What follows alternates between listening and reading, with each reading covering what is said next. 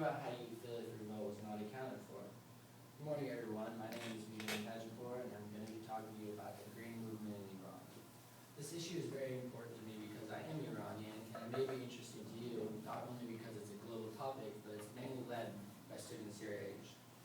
Now, Iran is in the midst of a political strike right now, and the Green Movement actually evolved from that political strike.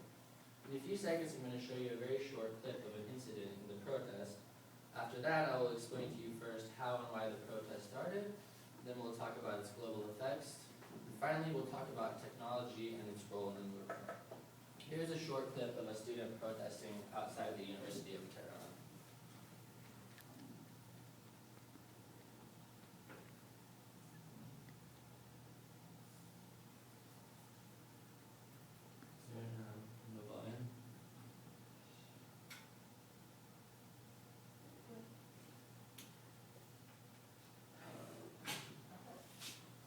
Shouldn't they come up there?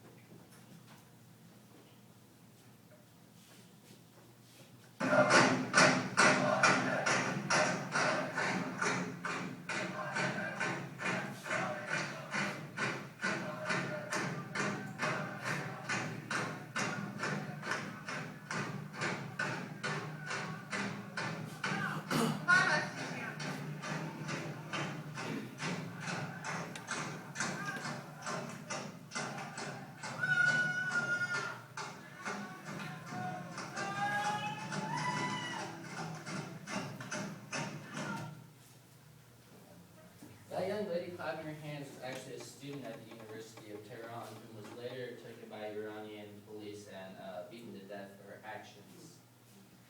So you're probably now wondering how all this started and why all this started. Well, Iran had a presidential election back in June of 2009, like we do here.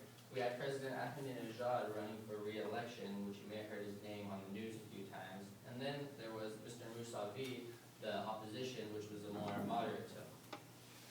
It is the first time for a presidential candidate in Iran to campaign with his wife and talk about human rights. And considering the fact that 65% of Iran's population is under the age of 30, he had a lot of followers.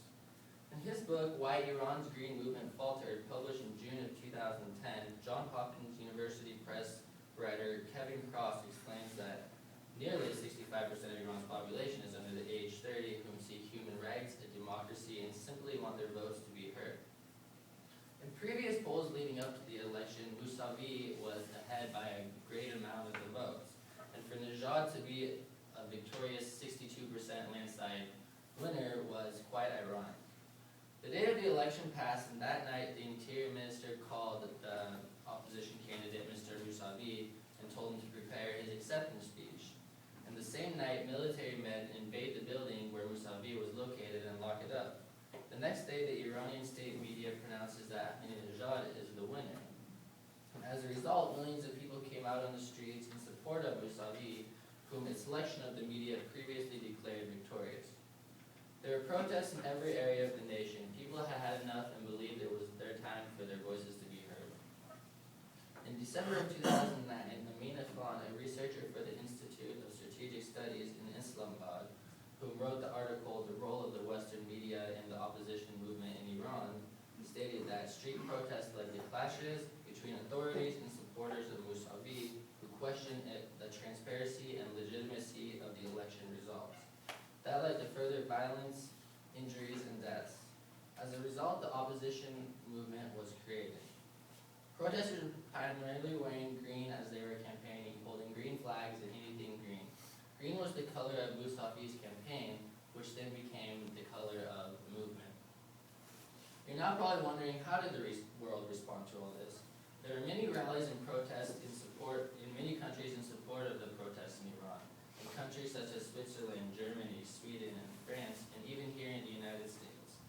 In Dallas and here in Portland, Oregon at Pioneer Square, there were protests in support of the Green Movement. Of course, they were not as big as the protests that were held in Iran, but a several amount of Iranian Americans gathered around the square protesting, "Where is my vote?" and sayings like this. I know this fact because I was actually one of the protesters out there at this time.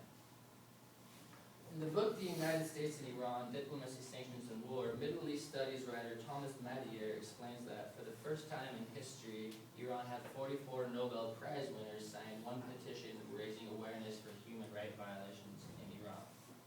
Also back in January of 2010, a very graphic video won the Pope Award in New York.